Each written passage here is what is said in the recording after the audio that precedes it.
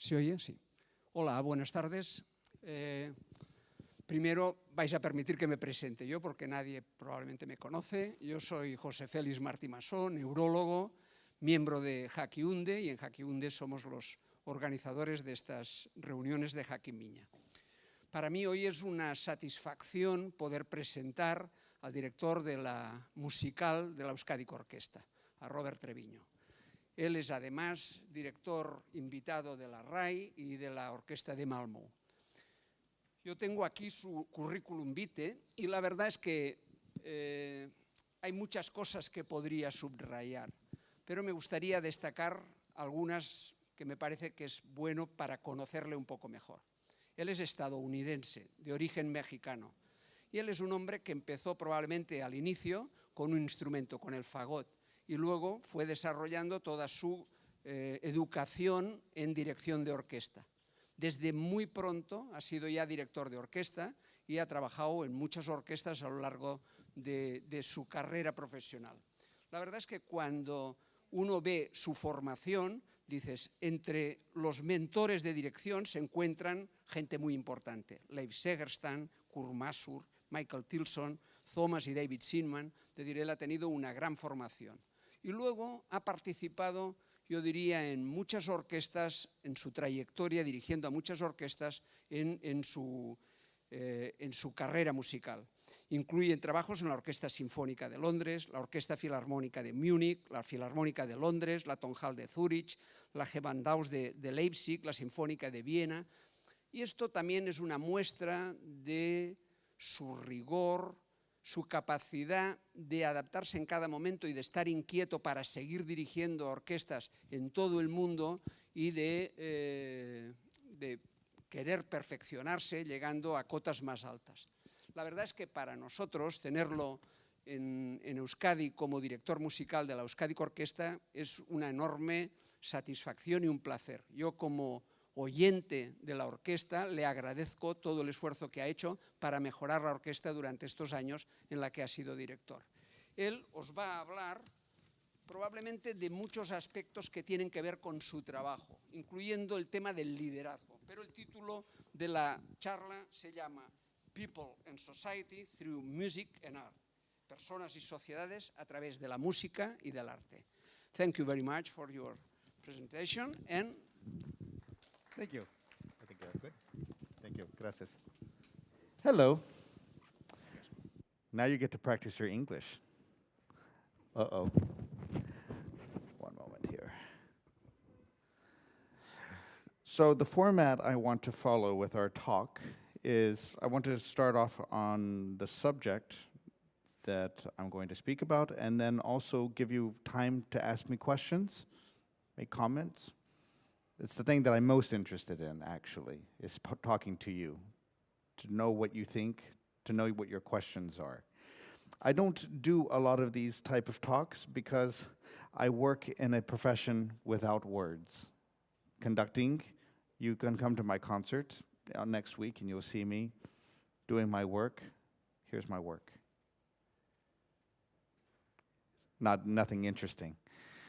But what makes my work interesting is that I work with people who can realize my ideas. And this is the very basis of what I want to speak to you about. It's about leadership. It's about guidance. It's about the way that you can engage with people. It's about how do you do that? Why do you do that? With who do you do it? And what is your purpose? What is your purpose? I mean, these questions are enormous, right? I mean, you probably, at your age, ask yourselves, what am I going to do next year? What am I going to do when I'm finished with my school? What am I going to do in the future of my life? Is my boyfriend going to be my boyfriend for another year? My girlfriend another year? Is my parents going to have a divorce? Are they going to stay married? What's going to happen with COVID? What's going to happen with the Ukraine? The questions. But the thing is whether you're my age, your age, or his age, we all are constantly asking questions. This is the first and primary thing that is important when we're talking about leadership, is to constantly ask questions. So what is leadership? It's a very big word. Do you have any ideas? Anybody? Leadership. To be the jefe, the boss. Tell me. Anybody? Your idea. What do you think it takes? How does it work? Don't be shy. I know you're Basque. Don't be shy. How about you? What do you think? I've been a boss of a group of neurology for 40 years. So my experience is to produce a kind of work that it's important for the society. It's important. It's a complex question. Of course. Complex question. So I think it's important that the kind of work that you are doing usually, it's a way to guide all the people in your team that has the ideal that can be. But there are a lot of different aspects. For sure. So here's the thing that in my work, what I come to realize. What is leadership? What is being in power? Power doesn't really exist. That's a funny thing. You say that the President of America has a lot of power. It's true, but it takes one person with a gun to shoot that president, and then that person has no more power. We see it all the time.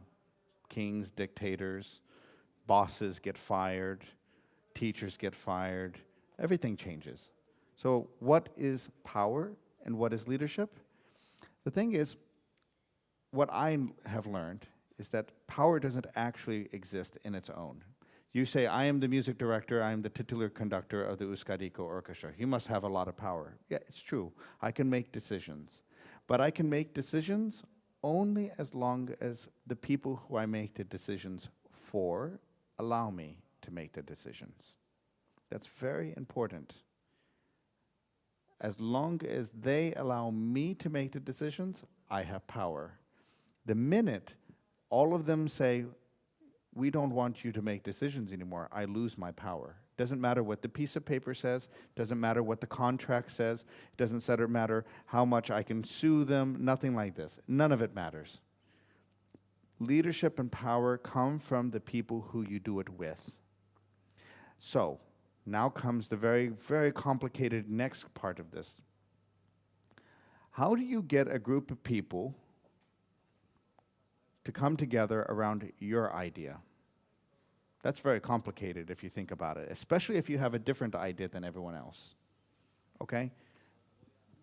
Right now in the United States, they're talking about doing a work week that is not Monday through Friday, and then the holiday Saturday and Sunday. They're talking about doing a work week in some cities, in some states, Monday through Thursday. It's kind of a crazy idea, right? I mean, I think everybody would like that, right? Only to work Monday through Thursday. School only Monday to Thursday. Maybe that'd be nice. Yeah? Yes, good. Thank you. Yes. They realized that maybe it is better for people to do this so that the time off gives their brain time to process the information that they have done, and that they realize that people are kind of inefficient on that last day. So better to get them to work and be efficient for when they work, and then to go home. But this is a radical idea. It can completely transform the way society works. If you think about that, you say, okay, husband and wife, they go and they only work on Monday through Thursday. And you say, well, what does that have to do with anything? Well, it changes the bus schedule, because the bus drivers don't need to do the same number of drives on Friday because they don't need to take people to work. We need less police officers. We need less trains. We need less airplanes. We need less kids don't go to school. Then that's also teachers not going. Then we also need the restaurants open more because people will go to restaurants more on Fridays. All of these things have a change. But what I want to talk to you about is not about this change. It's about the very basic fact that any time you're in a position of leadership, you have to think about how do you take people, even if you have an idea that is completely ridiculous or completely revolutionary, how do you take people who don't see the world the same way as you and bring them along with you? This is very complicated. I do deal with this every day in my work. First off, as a conductor, when I'm on the podium, I take a look. Who's musicians here? Any musicians? You? Yes? Yes? What do you play? Violin? Violin? Guitar and piano. Guitar? Nice. I learned AC/DC. My uncle taught it to me in his basement. I wasn't very good. I didn't have the calluses for it. You know, when you're dealing with musicians, these are, especially in front of me when I'm working with them, they're highly intelligent people. They've all gone to huge universities, conservatories. They've gone and studied with the greatest teacher in Moscow, the greatest teacher in London, the greatest teacher in New York, whatever have you. They've all done different things, but they all come with a very, very strong idea of what they want. But they sit inside of a group of people, 80 musicians, who each one of them, on their own, have to contribute at the highest level. But if everybody were to contribute at the highest level, let's say the two violinists were to play a duet together. If one of you start playing much louder than the other one for no good reason, you wouldn't make a good team, would you? You would need to find a balance between both of your capacities, both of your ideas. Here comes the big word that everybody forgets nowadays, compromise. It's kind of a dirty word now because we live in an age where we talk about identity politics. If you don't believe this, you are wrong. You are evil. You are bad. This is a problem because we're very complicated. Every one of you in this room, anybody who is here is a very complicated person. You are not one thing. You are many things at the same time. So when you're deciding to lead people and you're wanting to engage with people and to try to convince them to go in a different direction, you have to recognize that most of what you're dealing with people in front of you, is a lot of things that are unseen. So, yesterday I had a meeting with the orchestra, and we were talking about a very complicated issue that we're dealing with. And one musician said to me in the meeting with a whole bunch of the leaders, they said, "I don't trust you." It was like a bomb, boom, for me. You don't trust me? I've made the orchestra better. I've protected them through the COVID years. I've made sure that nobody got fired. I helped make sure that our audiences managed to stay going. We have concerts here in Spain. It's the only country in all of the EU that never stopped having music, culture. One of the reasons is because of the orchestra of Euskadi. So I was confused. Why are you saying you don't trust me? I never lied to the person. I never promised them anything. But I had to think about it more, and I tried not to respond immediately with an attack, a hatred, an anger. Because of course, naturally, if I told you I didn't trust you, you would want to fight back, right? That's a pretty hard thing to hear. And I thought about it, and what I was saying earlier about what people are complicated, and most of what you're dealing with are unseen things. This person, as I found out today, is so incredibly depressed about the fact that they didn't win another job with another group of people. And they're just angry. That has nothing to do with me. But I still have to work with this person. So, when I talk about how do you convince people, the first thing you have to be able to do yourself is to analyze what it is that you believe and why you believe that. And this is going to change. It should change every day. Change is good. Don't let anyone tell you not. Change is very good. Evolution is important. You have to realize that when you start off in your life, that you start off with a whole bunch of things that are given to you. You have a basket on your shoulder, a bag, a backpack that's given to you by your parents, by your country, by your language, by your society, by your religion, by your gender, by the way people see your gender, by the way that you see your own gender, sexuality, politics. All of this is onto you. So already at your age, you're already walking around with this enormous bag, and a lot of it you didn't choose. So I grew up in Texas. I grew up in a fairly racist part of Texas.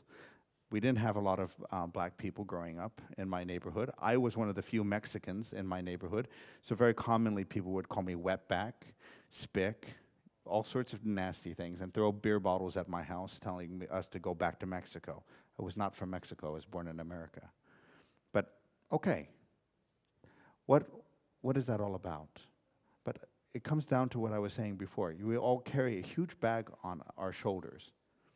So if you want to convince other people of what you want to do, you first have to do a little bit of looking at yourself and figuring out what is in that bag. What of those things are in your bag that you did not choose, that you do not want? And then you change it. People say that changing is impossible and very hard. I don't believe that. It's impossible to be the case. Do you believe that? Is changing easy? No. But is it possible? No? You don't believe change is possible? No? You'll see. You'll change your mind. I remember thinking with great certainty when I was starting off as a musician, I thought I would be the music director of the Berlin Philharmonic when I was 21 years old. I'm 37 now. I'm not the music director of the Berlin Philharmonic. I thought a lot of things were going to come to me much sooner than they did. And what I have learned over time is that all of those things which have not come to me yet shouldn't have come to me yet. Because everything that came to me, I was ready for it. I was able to deal with it. At the time, I was needing to deal with it. Anyways, that's a separate issue. I'm going to get off topic. So going back to leadership, sorry, you got me thinking because I just remembered. I'm a big planning person. One of my good friends, I just had to respond to this. One of my good friends said that you, Robert Treviño, are the type of man who, if you could, you would put all your life decisions in a row, like a dominoes, and you would hit the domino, sit back, have a drink, smoke a cigar, and watch your life unfold. It is true, if I could choose, I would choose that way, but life has another way with me. I have no possibility to do that. Every day I have to move my dominoes and put them in a different configuration. But going back to what I was talking about with leadership, and dealing with people and trying to be able to convince them, first you have to recognize who you are and what you have in your bag and what you don't want in your bag and why you have the things in your bag. And then you need to think about the things that you like, and then think about why you like them and why they're important to you. But then you also have to recognize the fact that those things don't matter to almost anybody else except for you. They're only for you. So if you want to go and lead people so that you can make them carry your bag, you're not going to succeed very well, because nobody wants to carry anyone else's bag, right? No, nobody, ever. So once you've understood what it is that you're carrying with you when you're going into a conversation, going into a leadership position, working with people, recognizing that they're more complicated than you think they are. They're not one idea, they're multiple ideas, and those ideas are changing every day. Then you understand yourself, understand what you have with you. Then you need to think about, what do you want to do with the opportunity that you have to lead? The what do you want to do? Now, do you think that most people who are in leadership positions do so to make things worse or do things to make things better? What do you think? If you ask most leaders, and I don't know about politicians, let's leave them out of the door, they're weird. But let's say the leader of your school, the leader of an orchestra, the leader of the tabacalera, the leader of the head chef at a restaurant, do they do this work because they want to burn it, or do they do this work because they want to build something? They want to build something, right? I mean, do any of you want to burn everything? A little bit? Okay, it's fine. You're allowed to. Most people go into work, go into their lives trying to make things better.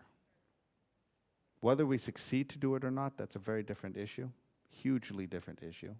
But most of us go into that. So, okay, we know that the people we're dealing with are completely different. We now have a sense of ourselves. And now we know that we want to make things better. Okay, simple. Now we're ready to do it. No. We're just setting the table for you to be able to start the process of actually trying to do something and to do it well. Because what actually you have to do in order to do anything really well is you have to actually take yourself out of it. This is the really tricky part about most work. Most of us think, okay, I have to do much more to make everything better. It's true and it's not true. Do you know what I mean by this? No?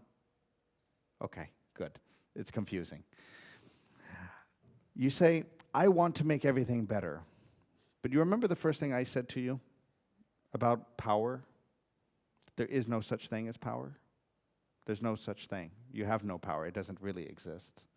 Power is based off of whether people give it to you or not. So, you sit there and you say, all right, we're going to make things better, and I'm going to do it this way. And everybody says, okay, fine, let's go in this direction. But somebody, if not half of the people, will say, I don't agree with you. Why do they not agree with you? Will be for a lot of different reasons, and you're going to have to end up breaking that down. But the goal, the philosophy, and the purpose, yeah, just reminding myself to stay on track, because I can get like this very, very easily. That's why I don't talk very often also. My work is all silent, so no, I get very strict.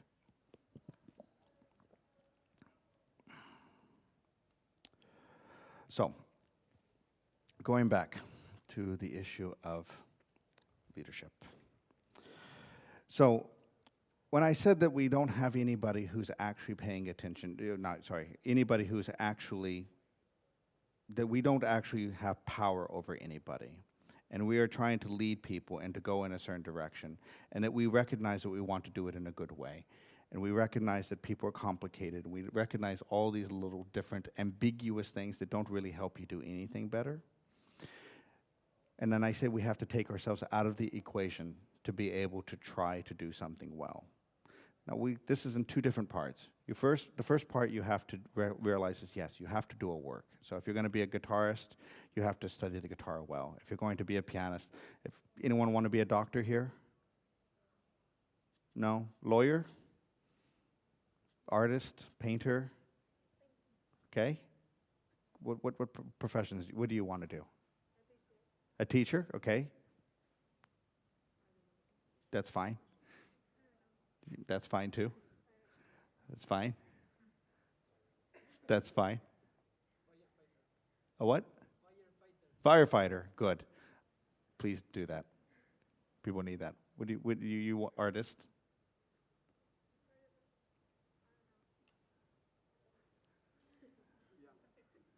I love that. You know what? You guys would have beaten me up as a kid if I were your age, because when I was in school, I knew very well what I wanted to do since I was 8 years old. But so all of my classmates looked at me like I was an alien. Yeah, it was very, very awkward. No? Something related to? Art. Something related to art, or I don't know. Art. Okay. Yes.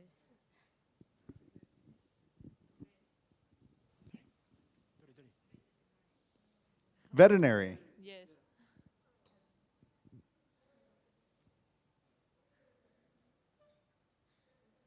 That's wonderful. Blank slates. So, okay, you want to be a good teacher. You're going to have to deal with this issue very clearly. Do you think you're easy to teach? Mm-hmm. No. Is it easy to teach you? Okay. Is it easy for your teacher to teach all of your classmates? Uh-huh. How do you think your teacher deals with this? Patience. Yes, that's true. Why do you think that they show patience instead of anger? Because it's better to have patience. Because if they get angry, we tend to get more. I don't know, but it's course. Yes, it's true. Do you think that your teacher knows their work very well? Eh? Do they know their work, their job? Do they know their job? Are they good at teaching? Depends on the teacher. Okay. But in general, they all know kind of how to do the job. Yes. Yes, more or less. Yes. This is a very good example. I hope you don't mind. I'm just going to take this and No, use no. it because if I don't talk about it in a very clear way, then it doesn't make any sense. So the perfect example is you have student and teacher, okay? Teacher is the leader and trying to get the student to do something that the teacher wants, okay? The teacher says, please learn this. And the student says, you say, okay, because you're easy. But this other student says, I don't want to, I don't care, stay with my phone, whatever. So how do you go about dealing with that? Now, I said that the part of leadership and part of power is two parts. One, you have to convince other people, and you don't have any power. So the teacher technically really doesn't have any power against the student. It's not like they can go and put them in handcuffs and starve them to death, right? I mean, the student could stand up and walk out of the room and go home, and then the parents can pick up the phone, and there could be a lot of other things to do. But you don't actually have, like, any, as a teacher, any real power over that kid. You can only influence them to help them make the right decision. So first thing that teacher has to do is take themselves out of the equation. Because if they put themselves in the equation, they say, okay, you are not listening to me. It's not about you anymore, it's about me. Do you see what I mean? It's very funny how quickly that turns like that. In one moment. Because if you put yourself in the position that it's about you, the very first thing you thought about probably was, who are you? What are you talking about? Leave me alone, right? If your teacher said that, you would care less. You wouldn't care more, would you? Right? Yeah, of course. It's natural. It's exactly natural. So what has happened is because I put myself in the equation as a leader, and I have then made it about me, I've said something to somebody, and now I have ended up making my power less, because now he's less likely to do what I want. That's where things are very complicated. Of course, yeah, true. If you watch my rehearsals in the orchestra, you'll see me sometimes yell at the orchestra. I told you 15 times, staccato here. Come on. Yeah, okay. Ooh, Treviño, he's in a bad mood today. Yeah, and they get a little hard. But truth of the matter, I'll tell you a secret. I'm really not angry. I do that to get their attention sometimes. Because if we've been working and they're not really getting things done, I try to catch their attention. It's like suddenly yelling in the middle of a room. Get the attention. Break up the rhythm of things. But if I go and I make everything about myself, it's a big problem. So going back to the issue of having to take the student and the teacher and separate the two ideas, that the teacher has to try to convince the student to do the right thing. What is in the student's interest? So can you think of some ways a teacher would do that? How could they, other than being patient, how could they convince a student to do what is good for them? Because the student needs to learn, right? They need to learn whatever is being taught. So the teacher doesn't need to teach it. Them being there, saying what they need to say, they can get their paycheck. So they don't really have to do anything more than that. But what is important is for the student to get the information from the teacher. What ways could they do that?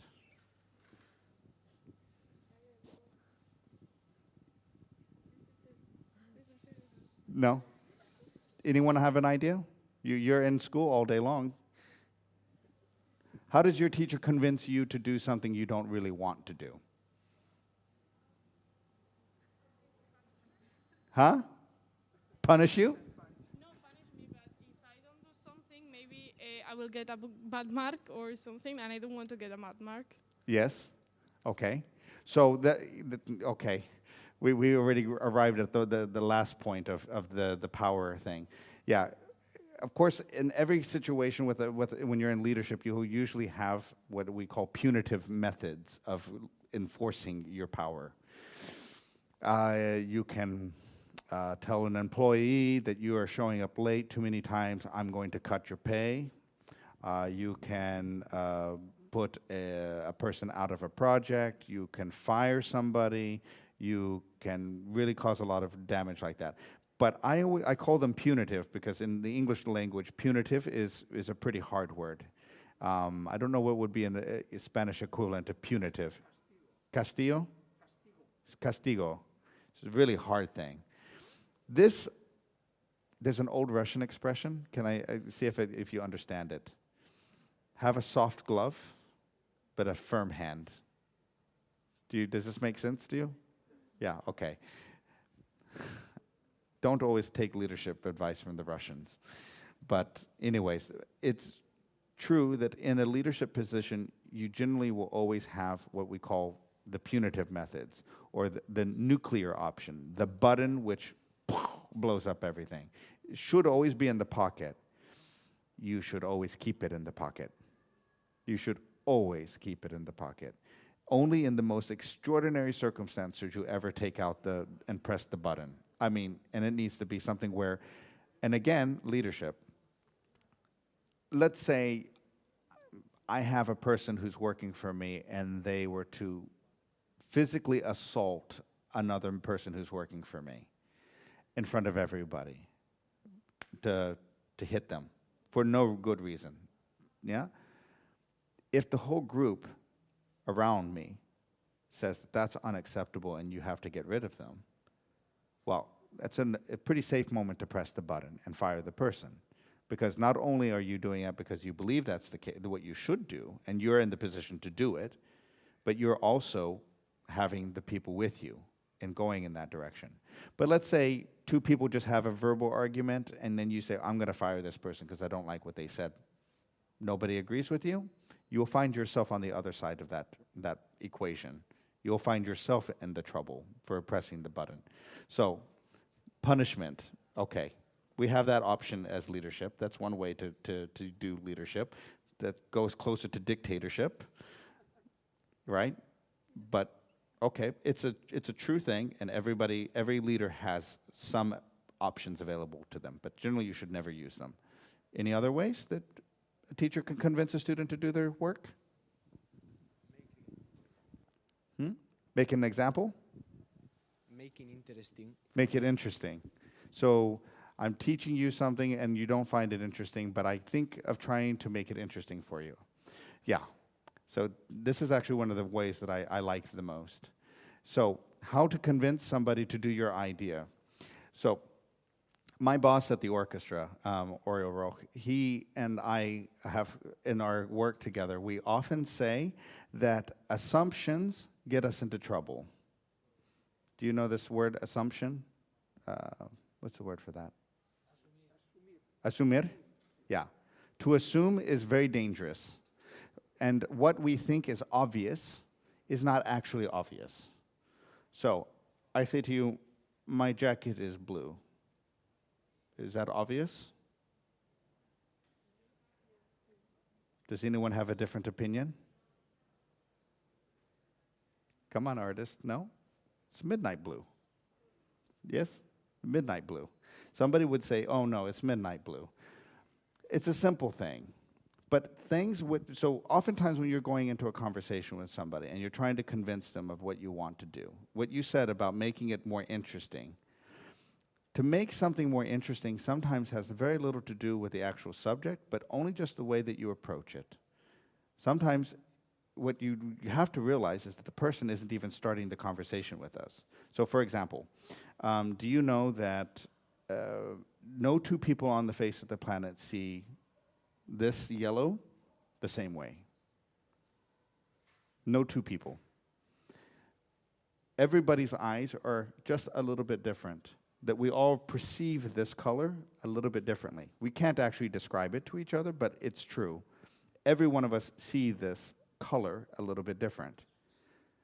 So how do you try to convince people who, from the very onset of anything, automatically see everything differently? Do you see the problem with that? It's difficult. Do you know that no two people here, I can play a pitch for you, one note on the piano, we can all hear it, and we will not hear it exactly the same. Some of you have bad hearing, some of you have great hearing, some of you have different hearing, but no two people will hear it the same. So you're dealing with people who don't see anything the same, and they don't hear anything the same. And now they come to all the conversations with their own bags on their back, and you say, how do you manage to lead anybody or anything? Am I making it sound impossible? It sounds impossible, right? It's not. Because the most important thing you can possibly do, again, I come back to that conversation about the teacher. Take yourself out of the equation. If you want to really lead people, you really want to make things better, you have to listen to what other people say, ask them questions about what they're saying. If you don't understand them, say, I don't understand you. Can you help me understand you better? Can you help me understand you better? I want to understand you.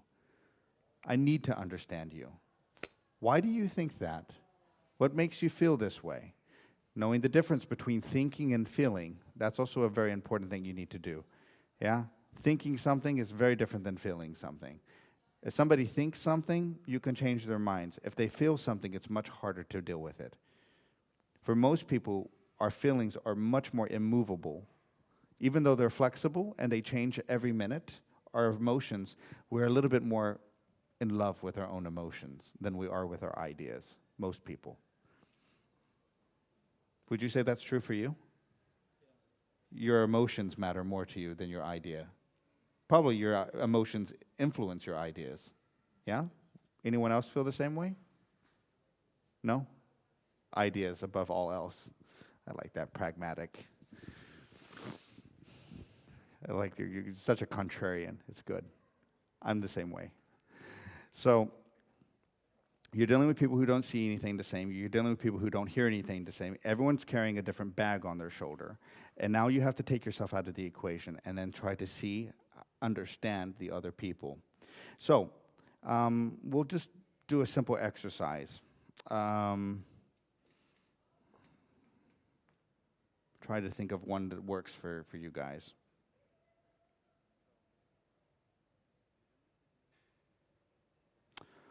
What is the most important social issue to you today? I know you have them. Come on, speak up. What's the most important social issue?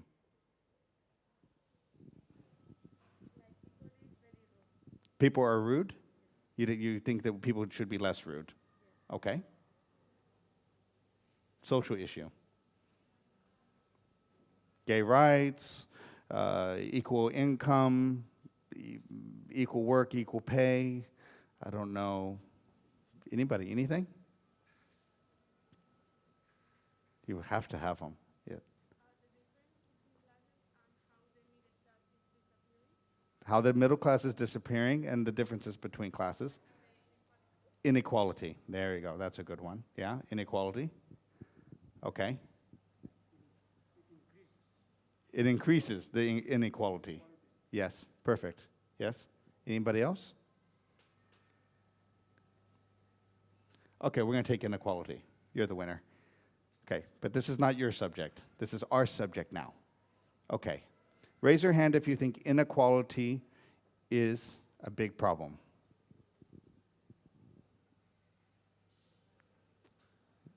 Yes? Don't be shy. It's if you don't understand. It's okay. Okay, and if you don't think inequality is a big problem, it's not a problem for you. Okay. So let's say that you need to try to deal with this issue. Okay, you're going to try and go and deal with people and try to help them see the world the way you want to see it. So you want to make it less unequal. You want to bring the people closer together, make the separation less, make us more whole, more the same. Is that right? Yes, okay, that's fine. That's fine. So what would be some of the reasons somebody would say they don't want that?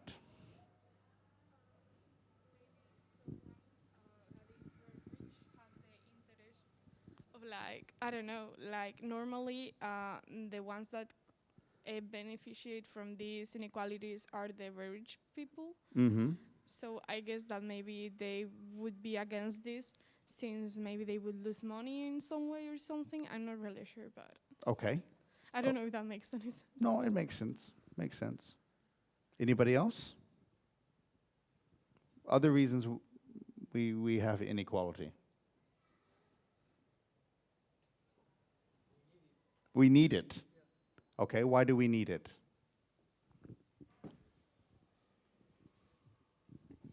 Because if we were all the same, life would be very boring, and we always need someone to admire, in my opinion, and someone better than us, Mm-hmm. because that's a really powerful way to motivate ourselves, Mm-hmm. maybe. Sure. What happens, by the way, if you're number one? You win. You win. You win in life. It's a very American answer. Yeah. I like it. It's good. It's good. Anybody else? Tell me. Opinion, I can say what I think about what he just said, or not. Yeah, sure. Okay. Are you willing for her to say something back? So I think that what you say, maybe I don't know what you were talking, but I understand that not every people has to be the same, like in a personality area or something. But if we all have the same opportunities and and if our rights were respected, and we all had access to education or healthcare, I believe that everything would be better. So I don't know if you were talking about that or you were talking about other things, but vale. Well, in my opinion, I think you're right in that way. I think that education, healthcare, and all those rights, in my opinion, they are rights. We deserve them as persons, because we are persons. Yes, I think we need them, but I don't say that. What I meant with that was that we shouldn't be the same people. I shouldn't be the same as Markel in my side. Mm. That is, for example, Markel is really, really bright in a subject, and I'm good on other subject, and that's it. Yeah. Yeah. But I want to bring your attention to the two things that happened here, okay? That make both of you good leaders already in my mind. You said, I mean this. You had clarified yourself by saying, what do I mean? You used this expression. This is very important because you said something, okay? And everyone heard what you said. And here's the important thing to realize. Everybody here heard different things. It's really strange. I can say, isn't it pretty today? And some of you will remember tomorrow that I said it's ugly. It's inevitable like that. It happens. And the more important you are, the more people will hear different things. Have you ever opened up the newspaper and read a speech by a politician and then hear people talking about it the next day and you think, what do the two things have in common with each other? What are they talking about? It happens in America all the time. You hear a president say, well, we're going to do this and this and that. And then they say, he said we're going to do the opposite. That's not what he said. He said, this is where discourse comes from, is because people are not clear, and you're never going to be clear enough. But first taking the position of saying, I mean this, is to try to make yourself more understood. So, one very good advisor to me has told me, communication is not about what you say, it is about what is understood by the other person. Does that make sense?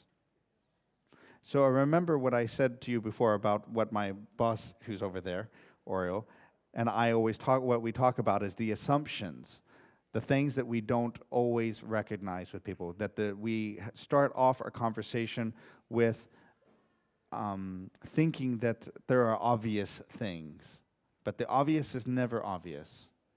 The second thing that makes this conversation, why I think both of you demonstrate good leadership, is your first response to his comment was to ask him questions about his position. You could have easily, because I was wondering what was going to happen here. I was sitting there like, ooh, this is going to be a death match now. Yeah, I was watching this and I thought, oh, this could be a fight. I wonder if I hope it doesn't go that way. But it didn't, because you did the most important thing. You heard him say something that initially you thought was completely opposite of what you thought, right? And it did sound that way, could be understood that way.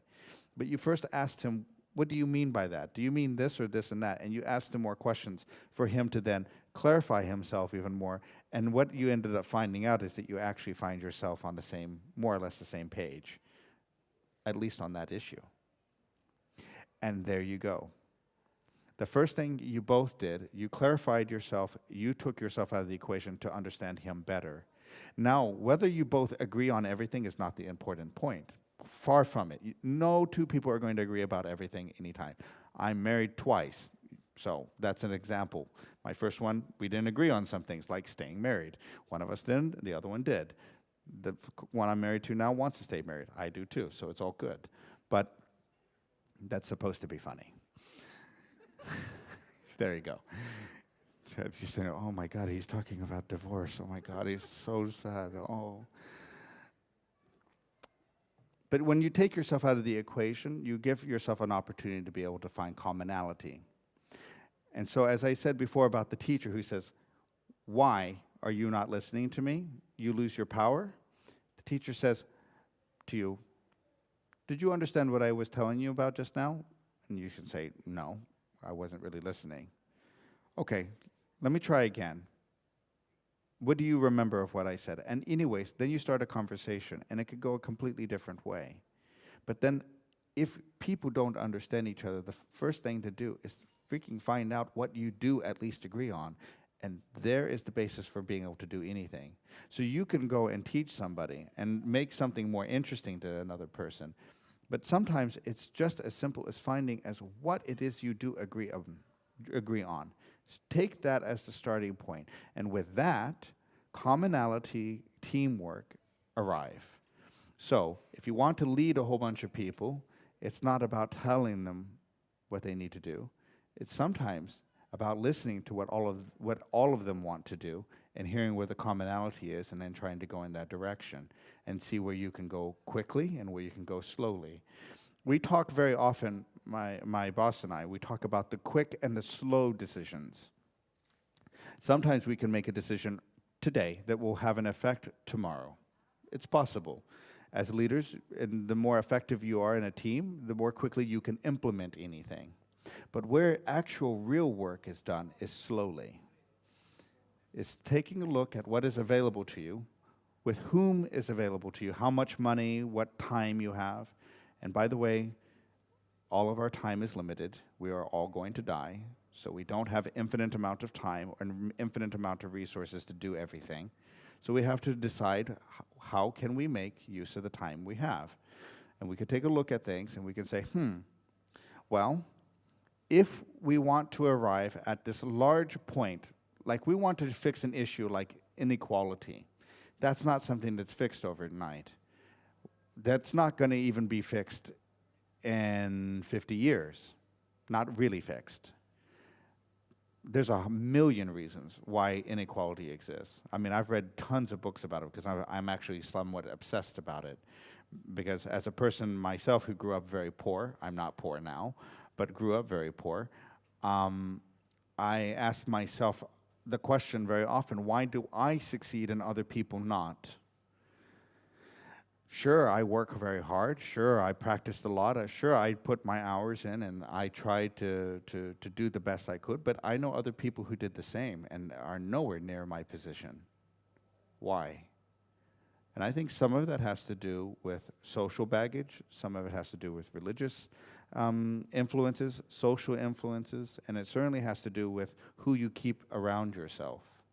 So, who you keep around you really makes a big difference. This is a really important thing to know if any of you end up in leadership. Actually, that's the thing. I was thinking to myself in the car when I was here. I was going to say this to you. If any of you end up in leadership, who of you think you're going to end up in leadership?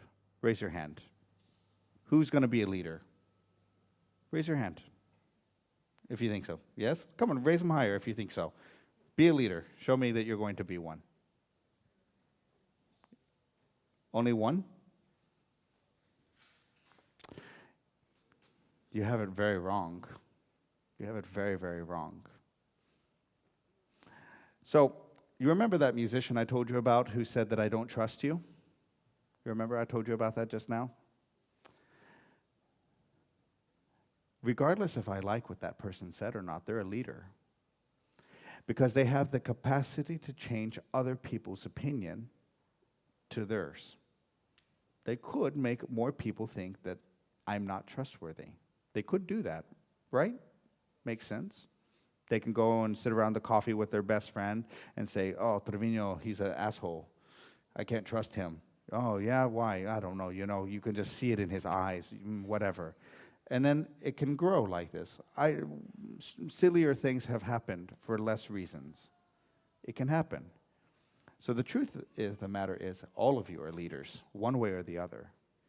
All of you have the capacity to change everything, especially in this society, by the way. If you're going to end up being a teacher, you're going to have a union. You can go and be a member of your union, and you can go and talk to your general manager of the school intendant, and you can make their lives a living hell. And you're just one teacher. That's leadership. You can walk out on classes and not teach, and you can leave 30 students stranded for a day. It's a negative form of leadership, but it is leadership. You can affect change. Every person can. You know what's going on in Canada right now with those trucks, right? You've read about that, right? That all these trucks are stopping on the bridge and keeping all of the traffic and all of the supplies from coming across the borders. Do you know that in Canada, the percentage of truck drivers who do not have their vaccination, which is where the problem comes from, is 10%. 90% of all the Canadian licensed truck drivers have their vaccine. So the rules and the laws have no real problem for them. But 10% don't and don't think that they should.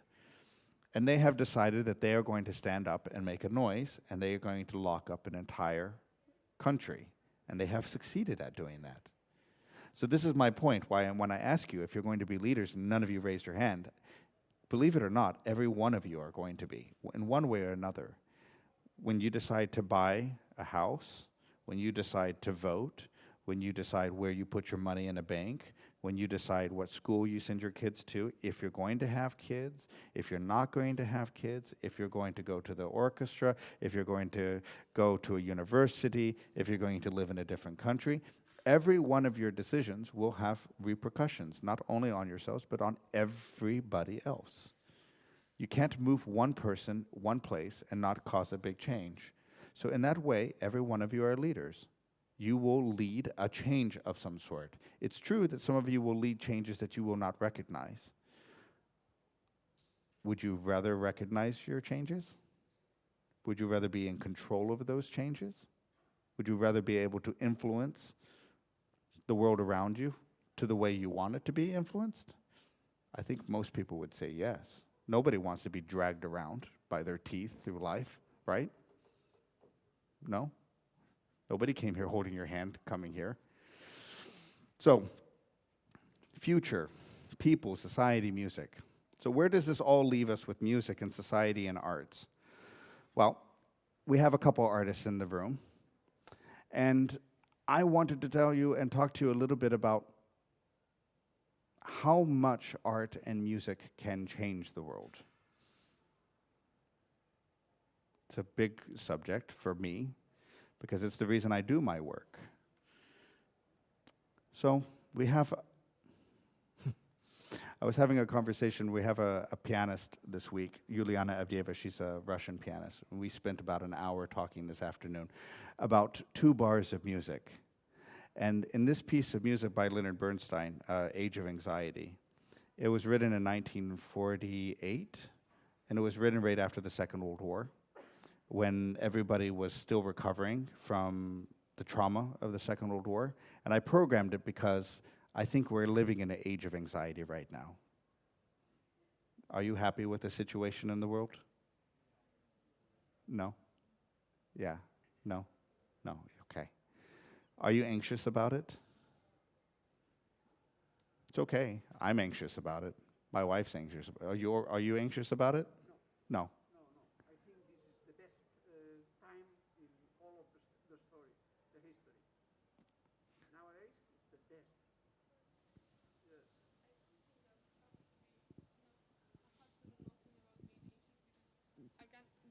anxious and still think that it's better for me that I was born today than I don't know 100 years Sure, ago. No? sure. Yeah, okay, that makes I complete don't know sense. what. Vargas aquí, sí, bueno. No, I completely understand. It is the best time to be born, certainly much better than being born in the 16th century whenever you're going to live only 25 years. It's a lot better, by a lot, for sure. So far, it's the best. But it is a hard moment. I can't, I was talking with my niece. Yeah, don't be afraid. I agree. But fortunately, we have a bit more time to know that not to have been afraid. I can't imagine if I were in your age and having to go through the world as it's gone in the last couple of years. I mean, you don't even know. You're not even in the beginning. You're in the beginning of your life. Yeah? I mean, I'm young. Yeah, I'm very young still. But thinking about having to deal with COVID and all the things that have happened and dealing with it at your age, oof, I wouldn't know how to deal with that. But I programmed this piece, The Age of Anxiety, partially because I wanted to be able to give people the opportunity to be able to sit in a concert hall and hear a music that deals with this exact issue of being anxious in a moment of profound social unrest and difficulty, and to hear a person's journey with this. So, this issue that we talked about before with the inequality and how the two of you spoke to each other and how you shared about yourself, you clarified yourself. I don't know, but what's your name? Ander? I liked you more afterwards. I really did, because I felt like I understood you more. It's true, I'm just telling you how I feel. And one of the things that's amazing about art is that the person who creates the art, the artist, the painter, or the composer, is sharing themselves in such an overt way. I mean, they're really letting you go into all the nooks and crannies of their psyche, whether it was Tchaikovsky dealing with his homosexuality and how bad he felt, or whether it was Gustav Mahler dealing with his change from Christianity to Judaism and wondering if there's a God or if there's anything after life, dealing with Sostakovich, dealing with talking about dictatorships and people being murdered on a mass level, or Leonard Bernstein's, Age of Anxiety, dealing with the aftermath of the Holocaust and a great period of anxiety in society. Sharing and openness create more openness. It's true, some people will close off, but you can't help that. But you can be open and give space for other people to come in. And so music has the capacity. I say that music can change the world. It's a little bit of a catchphrase. It's a little bit like, I'm loving it from McDonald's. We say this in classical music all the time. Classical music changes lives. It's a little bit cheap, but it's not untrue. Not classical music, music in general, art in general. It changes lives. If you and I were all to sit down and listen to a concert at any given moment, and listen to, say, to a sonata of Beethoven, or listen to The Age of Anxiety, every one of you would have a completely different opinion of what you have experienced, and you would have a different sensibility for it. Some of you would cry, some of you would be angry, some of you would feel relief, some of you would feel more doubt, but you would all feel something, or maybe even some of you would feel nothing, which is also a feeling, by the way, which is also okay. But all of you would come away with that. Are there any places that you can be like that openly? Can you be like that in school? Completely open about everything? No. You'll get murdered by your classmates, right? You have to hide some things. Yeah, it's normal. It's the same here as it was when I was growing up. Can you be open about everything at church? Absolutely everything? Can you with your parents? Can you with even some of your friends? Sounds awfully lonely when I start putting it like that. And that's the truth. All of us are walking around quite alone in many ways, desperately looking to be seen and to be understood. So I come back again to the issue of leadership.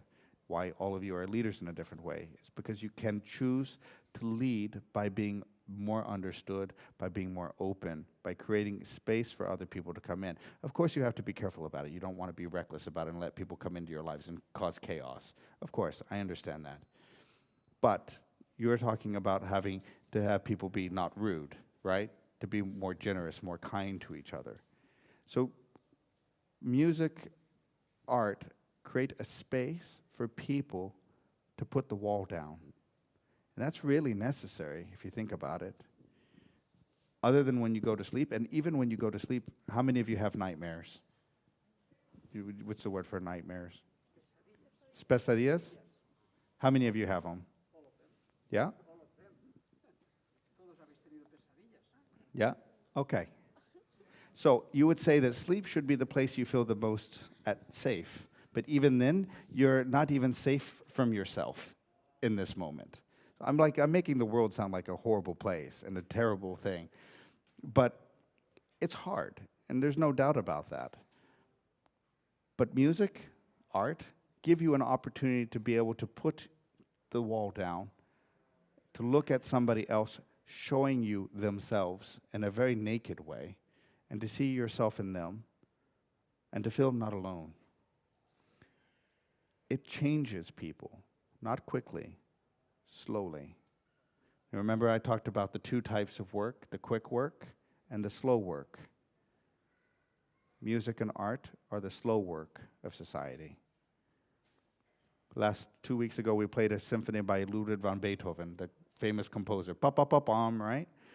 1845, I think, or 1830-something, he wrote the Seventh Symphony. We played it here in Euskadi just 2 weeks ago. What does music of that time have to do with us? Well, it has to deal with loss. It has to deal with being isolated and feeling alone. The second movement deals with the death march and seeing people die. We all have to deal with death. Something, if you haven't dealt with it, you will have to deal with it. It's inevitable. We just don't have enough safe spaces in the world. Period. We have friends, but how many of us have even kept a secret from our friend?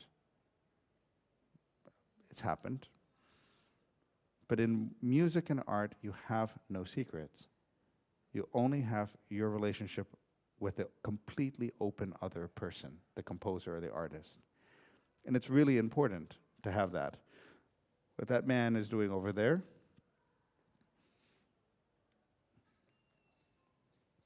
it's open. He's sharing. That may mean something to you or it may not. But it's important that we have that. In a way, I kind of think, I was joking with my nephew recently. Do you know this movie, The Purge? Did you see this? Yes? Terrible movie. No? It's a terrible movie. Don't watch it. Anyways, it's about society always being on the edge of disaster and wanting to kill each other and blow up and have wars and all of this stuff. And they organize a ritual every year where everybody could release the steam by doing whatever illegal and horrible things they want to do. So for 24 hours, you can blow up a building, you can do whatever you want, and there's no consequences. And then after that, the society is calm. I actually, in a very strange way, always think of my concerts as little mini purges for society. That people could come into the concert hall or go and experience our music, and it takes just, the little steam off of the valve and allows people just to kind of take the edge off of the day, take the edge off of life, put some things in place, have silence, have space, have a moment. Sometimes I think that we musicians are responsible for keeping a lot of very bad things from happening in the world. It's an optimistic way of looking at it, but anyhow. That's basically the gist of what I wanted to talk to you about, though. It's these two different things, about leadership and a little bit about what music represents in the world.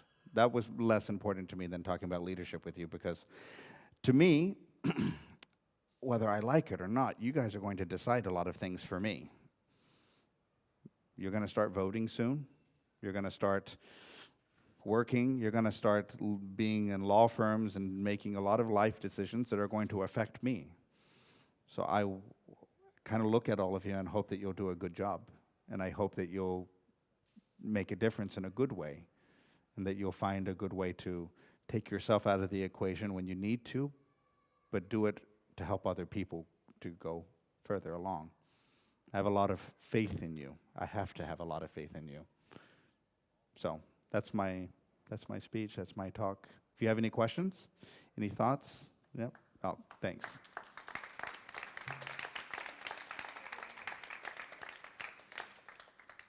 Anything? You can ask anything you want. I might not have an answer.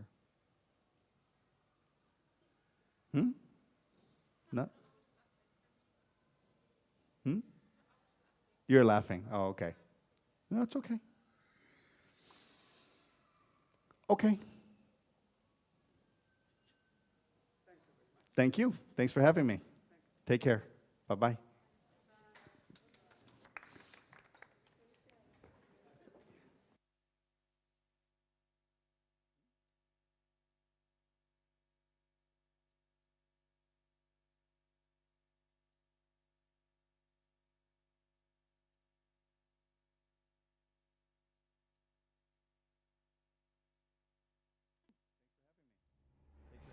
Bye-bye.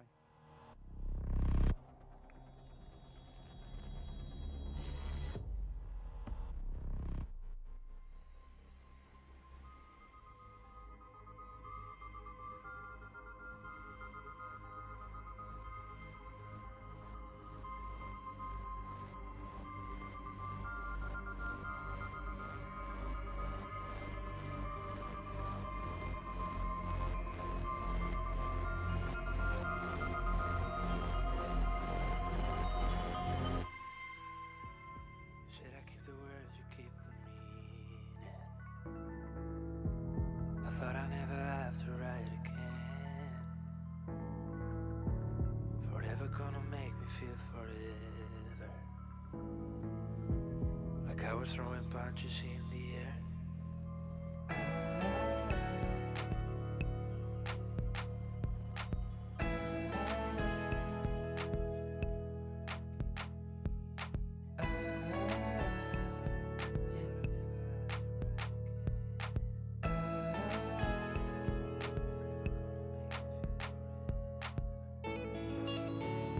I don't know how we got to this politeness.